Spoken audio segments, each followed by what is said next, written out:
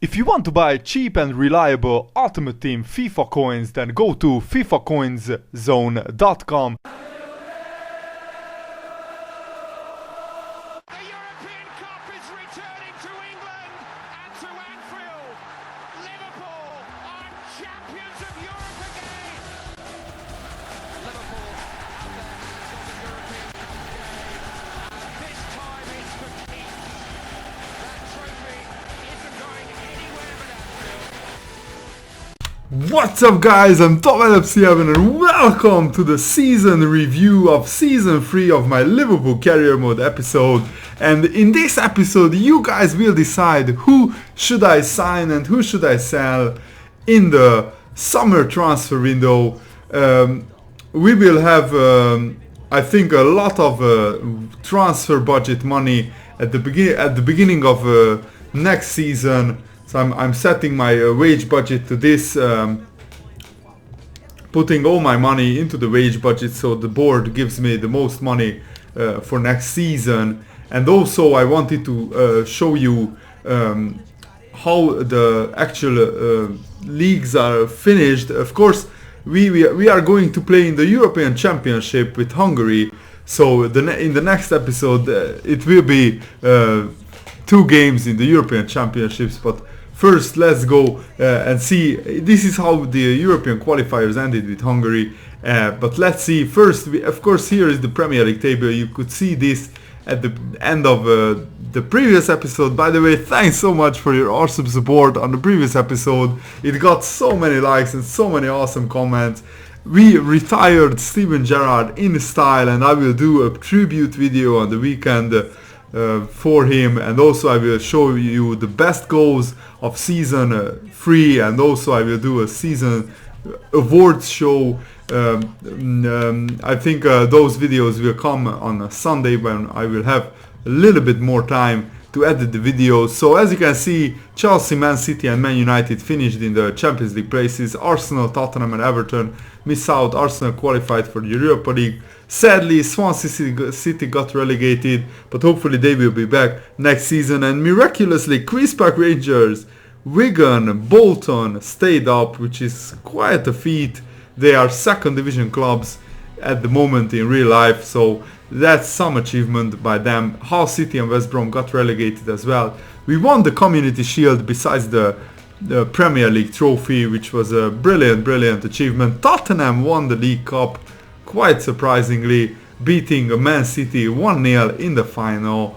We got knocked out of the FA Cup. This is the FA Cup, so Tottenham won the FA Cup. Sorry if I said League Cup. We got knocked out quite early by Newcastle, and we won the League Cup, but I was still very happy with the season because we won 5 trophies. So we won the Premier League, we won the Community Shield, we won the League Cup, we won the European Super Cup, and yeah, I think we failed to win the Champions League. So yeah, that's 4 trophies. Real Madrid, who beat us in the semi-final, beat Inter 3-1 in the final, and they won the Champions League. And Napoli won the Europa League. Next season, with the new signings, hopefully I will be able to go and maybe go and win the Champions League again. But Gerrard won the title twice in the 3 years that he was here, I think, in this career mode, and he also won the Champions League. So here are the Premier League top scorers and the top assists, and also let's see who finished top in the clean sheets record. Petr Cech with 19 clean sheets. Mignolet only finished 5th. Let's see the others. FA Cup top scorers, Shrewsbury's Taylor finished as top scorer.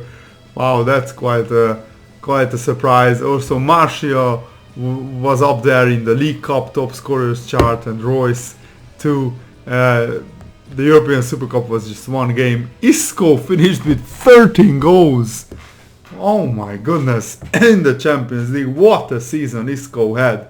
Should I sign him in the summer, guys? Because in January many of you guys said that I should sign Isco. Let me know in the comments below. Should we sign the top scorer of the Champions League?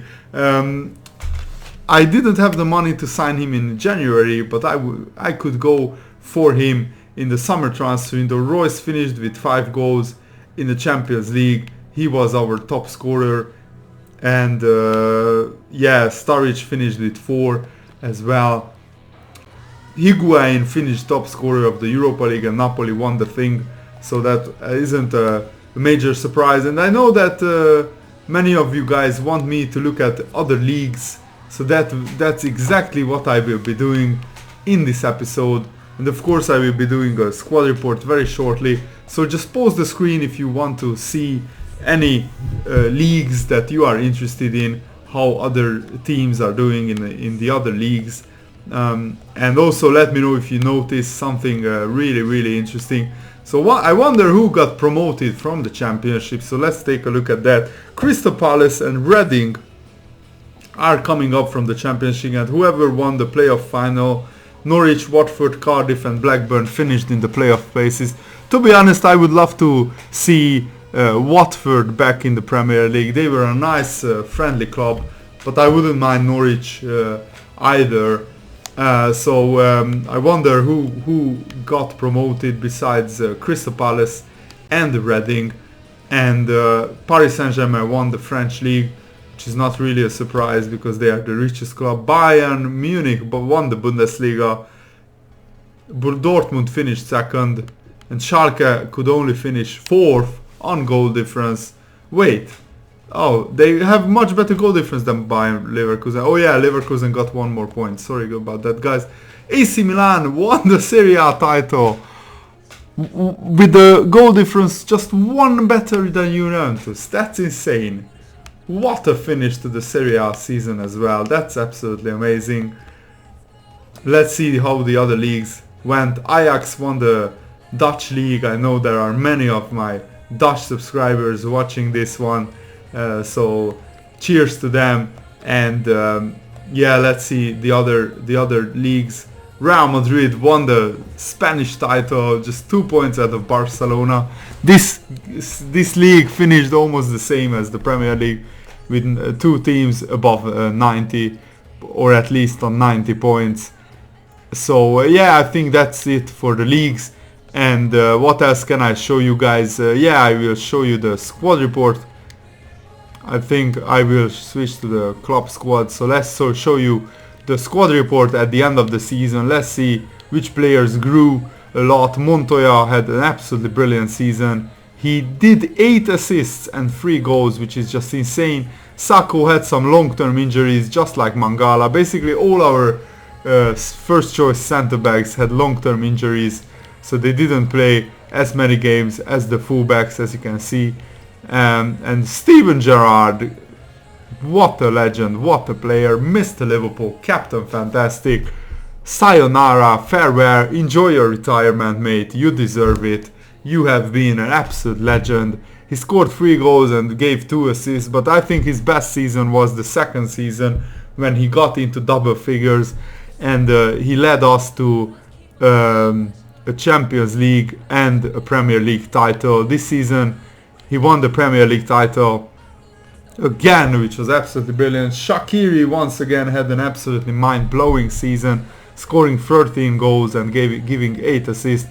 And Raheem Sterling really came into his own lately, especially in the last 2 games. He scored 2 goals, so he finished on 9 goals and 7 assists. And Royce, I think Royce was maybe a surprise of the season. He didn't play as a first choice striker for most of the season, yet he scored 23 goals and gave 10 assists, which is absolutely brilliant. Sturridge, who had a long-term injury, still scored 20 goals and gave 14 assists. So I'm actually looking forward to Sturridge getting close to 30 goals once he's fully fit, because Suarez played 16 games more than Daniel Sturridge, but Sturridge still scored 2 goals more. But Suarez gave 23 assists, so he was more of a provider this season. And I'm still not looking to sell Suarez because he's still an 88 rated striker, and he's our best player. But maybe at the end of next season I might consider selling him because he's 29 years old at the moment. Uchan developed into an absolutely world-class centre midfielder, so he will feature a lot more in Gerrard's absence. I will rotate Mvila, Henderson and Uchan. in that CDM position. Martial scored 16 goals. He got a lot more goals than last season, and he's showing great potential, just like his status says. And he got 7 assists. He's going to be one hell of a striker. In the long term, he can take over from Suarez, I'm pretty sure. And what a strike force that would be. Martial, Sturridge up front, Royce behind them. Jesse Rodriguez, he scored 3 goals and 2 assists, but I think he can score a lot more goals because his finishing is quite good. Coutinho is really a big disappointment.